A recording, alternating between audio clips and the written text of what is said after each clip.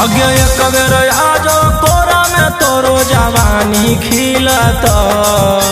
हियो मरद में बहिया पूरा रात पलंगिया हिलत हे रे अरे केतना फुसलैनी हमर दिल ने पिघलता चमड़ी वाला चीजवा बिना हमर के ने मिलता केतना फुसलैनी हमर दिल ने पिघलता चमड़ी वाला चीजवा बिना हमर के ने मिलता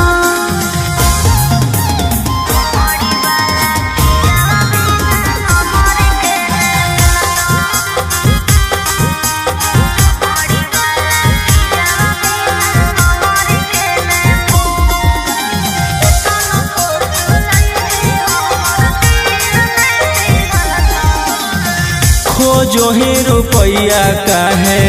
लायक कुआर से तो निशा चिखा दे छौरी मांगो ही प्यार से प्यार मोहब्बत से भरो है नहीं पेट रे केतना तू देनो पहले फाइनल कॉले रेट रे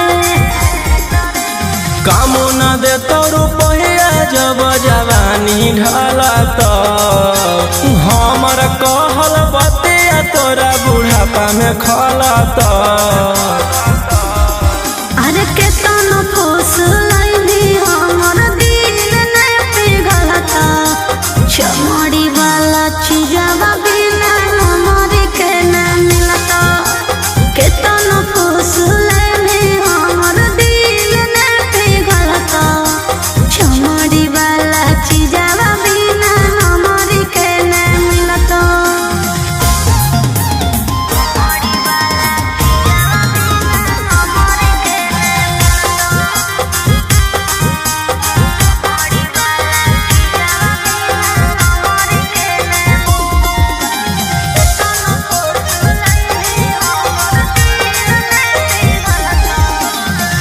आज भर करा दे अपन चीजवा से भेट गे भोर लिखवाइली हो 12 बीघा खेत गे पहिले देखाओ अपन पेपर जमीन के तबे खैबो हम सवाद नमकीन के आगे राजा रौशन रही रानी बना के रखत तोरा सिवन कौनो दूसर छौड़ी के ताकत